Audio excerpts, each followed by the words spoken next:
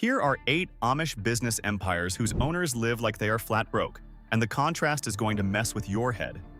We're talking a company doing $150 million a year with hitching posts in the parking lot, men who build million-dollar motorhomes and then go home to a house with no light switch, and a leading scholar who says the phrase Amish millionaire is no longer a contradiction in terms. Let's get into the full countdown. Number 8. Moses Smucker. Let's start with a man whose product showed up in a Budweiser commercial on national television, watched by millions of Americans who had absolutely no idea an Amish craftsman made it. Moses Smucker is a harness maker in Lancaster County, Pennsylvania. And if you have ever seen the Budweiser Clydesdales pulling that wagon in an advertisement, you have seen the kind of work that comes out of shops like his. His harnesses have been seen in a nationally televised beer commercial featuring those horses. Think about that for a second. A man who does not own a television in a community that does not watch commercials made the equipment starring in one of the most famous advertising campaigns in American history. And the reason he is in harness at all instead of behind a plow tells you everything about what has happened to the Amish over the last 40 years. Smucker was in his 40s when he told CBS News, flatly, that he did not see much of a future in farming. Too much work, too much stress. His line was that it isn't old MacDonald's farm anymore. That is not laziness talking, that is arithmetic. The Amish population in America has been doubling roughly every 20 years, and there is simply not enough farmland to hand every son a farm. A furniture maker in the same community put it even more plainly, saying the reason everyone is switching from farming to business is that there just is not enough land for all of them. So an entire people quietly reinvented themselves. And the men who did it best became genuinely wealthy while changing almost nothing about how they live. Here's the detail that captures the whole balancing act. Smucker uses electricity in his business to stay competitive with the modern world. Not at home, in the shop. That is the deal the Amish have struck with commerce, and it is why a man with no power line to his house can supply harness good enough for a Super Bowl ad. Smucker builds the gear that goes on the horse. Number 7 builds the machine the horse pulls, and you cannot even get his catalog without leaving a voicemail. Number 7. Leon Wengard. Out on Jericho Road in Dalton, Ohio, there is a manufacturing company called Pioneer Equipment, and it makes something almost nobody else on Earth still makes. Brand new, modern, precision-built horse-drawn farm equipment. Riding plows, foot-lift sulky plows, motorized forecarts, wagons. Real agricultural machinery, engineered properly, built to last decades, and designed to be pulled by animals. Leon Wengard runs it, and I want you to understand why this business is quietly brilliant, because it is one of the smartest positions in American manufacturing. Every other farm equipment company on the continent spent the last century racing toward bigger tractors and more horsepower. Pioneer went the other direction and cornered a market those giants abandoned completely. And the customer base is not shrinking, it is growing, because the Amish population keeps doubling, and every new Amish farm needs equipment that a horse can pull. So John Deere is fighting 100 competitors for the tractor market. Pioneer Equipment has a customer base that multiplies on its own, and almost nobody else is even trying to serve. And here's the detail I love most because it tells you exactly how these businesses operate. If you want a Pioneer catalog, you don't go to a website and enter your email. You ring a number and you leave a message on a voicemail, and somebody posts you a paper catalog. That is the entire customer acquisition funnel for a company shipping equipment across North America. No storefront on the internet. No advertising budget. Just a voicemail box and a reputation that has been compounding for decades in a community where your name is the only marketing you will ever need. Wengard built his fortune on horses. About 200 miles west, there's a county full of Amish men building vehicles that cost more than most houses. Number 6. The Elkhart RV, Amish. Elkhart County, Indiana, produces roughly 80% of all the recreational vehicles on planet Earth. Not 80% of America's, the world's. And a huge share of the men on those factory floors are Amish. Picture what that actually looks like, because it is genuinely surreal. There is a company there called Newmar that builds luxury motorhomes, and some of them retail for more than $1 million each. Rolling apartments with marble and leather and slide-out walls. And roughly half the men assembling them are Amish, with long beards, suspenders, and clothes their wives made by hand. One visitor who toured the factory described the pace and said the men practically ran between workstations, moving so fast it made her tired just watching. The company's own guide told her plainly that the Amish workforce is a big reason Newmar succeeds at all. Speaking of a work ethic so intense visitors can barely keep up, there's a program someone on our team has been curious about called the Billionaire Brain Wave. It's a simple 7-minute audio built around theta brainwave research, the deep focus brain state linked to where big creative ideas come from. You put on headphones once a day, usually with your morning coffee, and that's the whole routine. It's a one-time $39. It comes with bonus guides on money habits and investing basics, and there's a 90-day money-back guarantee. So testing it costs you nothing if it's not for you. If you're watching on your TV, pause and scan the QR code on screen with your phone camera, or tap the first link in the description. Now, back to the surprising logic behind those rules. The Amish are permitted to drive forklifts and use power tools at work because the restriction was never about the technology existing. It was about the technology coming into the home and pulling the family apart. On the factory floor, it is a tool. In the living room, it is a threat. So these are among the most sought-after and best-paying blue-collar jobs in northern Indiana, and the money shows. The Amish of the Elkhart and LaGrange settlement have noticeably more disposable income than Amish anywhere else in America. Drive through and you will see it on the properties: pontoon boats, fishing boats, trailers, all the quiet markers of a community doing extremely well. And here is the image that sums up this entire video. A man spends his day building a $1 million motorhome, one of the most technologically advanced vehicles a private citizen can buy. Then his shift ends, and he climbs into a buggy, and a horse takes him home to a house with no light switch on the wall. The community itself openly wonders whether all that money is good for them. That's the conversation happening in northern Indiana right now. Those men work for someone else's company. Number 5 started as a small Amish leather shop and ended up buying a business that was already 100 years old. Number 5. The Weavers of Mount Hope. Mount Hope, Ohio is not a place. It is barely a crossroads, sitting in the middle of one of the largest Amish settlements in the world.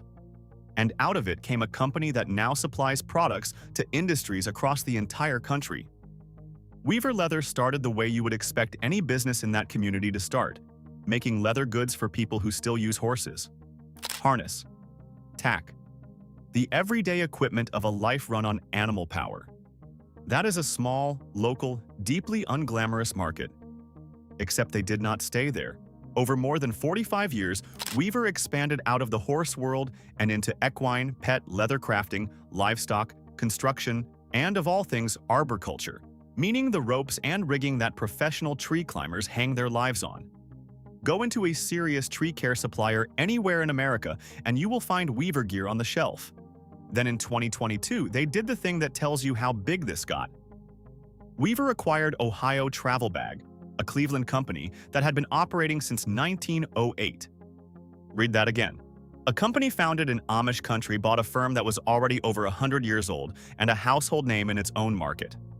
They have also taken on backing from a private equity firm to fund that growth, which is a genuinely fascinating collision of worlds. Plain community craftsmanship meeting Cleveland capital. And that is the tension running under every single story on this list. The moment an Amish or plain community business gets big enough, it starts brushing up against a financial world built on exactly the things the community keeps at arm's length. Some families take that step. Some deliberately refuse and cap their own growth on purpose, which is a decision almost no outside entrepreneur would ever make. Weaver grew by building things. Number 4, got rich without doing anything at all, because of what happened to be sitting underneath their farms. Number 4, the gas lease. Amish. Here's a question worth sitting with. What happens when a community that has spent 300 years deliberately avoiding excess suddenly has a fortune land in its lap, through no effort whatsoever? Because that is exactly what happened across parts of Ohio and Pennsylvania when the shale boom arrived. Energy companies started going farm to farm, offering serious money to lease the mineral rights under Amish land. And the Amish, as a matter of both faith and economics, are enormous landowners. They have been buying and holding farmland for generations, they do not sell it lightly, and a lot of it happened to sit directly on top of some of the most valuable shale in America. So checks started arriving. Lease payments, then royalties, arriving month after month at farmhouses with no electricity for men who had done absolutely nothing to earn it except own the ground. And the fascinating part is not the money, it is the reaction. Because instead of celebrating, a lot of these communities immediately started asking whether it was actually good for them. That is not a rhetorical question in Amish country. It is a serious spiritual one, discussed in church districts, because their entire theology is built on the idea that comfort and separation from the world are in direct tension. Money that arrives without work is, in that worldview, genuinely dangerous. It breaks the link between labor and reward that the whole culture is constructed around. So what did they do with it? Overwhelmingly, they bought more land. They helped set up their sons and daughters in farms and businesses, and they gave a great deal of it away inside the community. What they did not do is change how they live. The buggies stayed.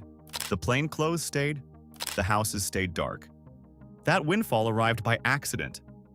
Number 3 was built deliberately, starting with a 75-seat restaurant that everybody said would fail. Number 3, the Mullet family. In 1969, a man named Emanuel Mullet, his son-in-law Robert Miller, and their friend Dan Lehman bought a small family restaurant in Walnut Creek, Ohio. 75 seats, operating out of a renovated hardware store. It was called Der Dutchman. And according to the company's own account of it, nobody thought it would fly. Walnut Creek at the time was a sleepy community in the middle of Holmes County farmland, which is not a location any consultant would have chosen for a restaurant. But these men understood something that outsiders did not, which is that the food coming out of plain community kitchens was genuinely exceptional and completely unavailable to anybody outside it. Look at what that 75-seat restaurant became. Dutchman Hospitality Group now runs 7 restaurants, 4 inns, 7 bakeries, retail shops, a 500-seat theater, and 2 wholesale food suppliers. It has properties in Walnut Creek, Sugar Creek, Berlin, Belleville, and Plain City in Ohio, plus Middlebury in Indiana, and all the way down in Sarasota, Florida. But the number that actually matters is not on their balance sheet. It is what they did to the region. That single restaurant essentially created the Ohio Amish country tourism industry from nothing. Millions of visitors now drive into Holmes County every year, and the entire economy that grew up around them, the furniture showrooms, the cheese houses, the quilt shops, the bed and breakfasts, all of it traces back to a few men betting on a hardware store with tables in it. They did not just build a company, they built the customer base that every other business on this list sells to. And they did it in a community where the founding families still live in the same towns, attend the same churches, and are not remotely interested in behaving like restaurant magnates. The Mullets fed Amish country. Number 2 supplied the lumber that built it, and it does $150 million a year with horses tied up outside. Number 2, the Keim family. In 1911, 2 brothers named Mose and John Keim set up a sawmill on under 2 acres of land in Charm, Ohio. Charm is not a town. It is an unincorporated dot in the middle of Holmes County, surrounded by hayfields. That sawmill now does $150 million a year. And I need you to picture the building, because it is one of the strangest sights in American retail. Keim operates a showroom of around 125,000 square feet, a genuinely world-class facility that industry executives who have traveled everywhere describe as unrivaled. It stocks over 100 species of hardwood sourced from the West Indies, Africa, and the Pacific Rim. It runs 7 high-end molding machines. It ships custom doors and millwork all over the United States and supplies somewhere between 700 and 800 contractors. And in the parking lot of this $150 million operation, there are hitching posts. For customers who arrive by horse, around 70% of Keim's employees are Old Order Amish, and another 20% are Mennonite. So you have a workforce where most people go home to houses with no grid electricity, no home computers, and no telephones, and then come into work and run a sophisticated modern operation with sales reps, delivery fleets, and a nationwide customer base. The company itself only computerized relatively recently. They have also become a pioneer in green building, producing high-temperature thermo-treated wood, thermo-treated decking and siding, and solar-powered products. On an ordinary Friday in August, the registers there ring up more than 900 sales, and that is not even their busy day. 4 generations of the same family have run it. Moses' son Roman joined in the 1930s and started selling plywood. Bill Kime ran it after him. His son Robbie came in as the 4th generation. Nobody involved drives a Lamborghini. The company's stated reason for existing, according to its own leadership, is to empower more businesses in the surrounding community. Kime is the biggest name on this list, but the richest Amish person in America is almost certainly somebody whose name you will never learn, and that is entirely on purpose. Number 1. The Invisible Millionaires. Here is the fact that should end this video, and it is genuinely remarkable. Nobody knows who the richest Amish person is. Not Forbes. Not the researchers who have spent their careers studying these communities. Not the Amish themselves. There is no list, because keeping track of who has the most money would be, within that culture, close to obscene. But we do know they exist.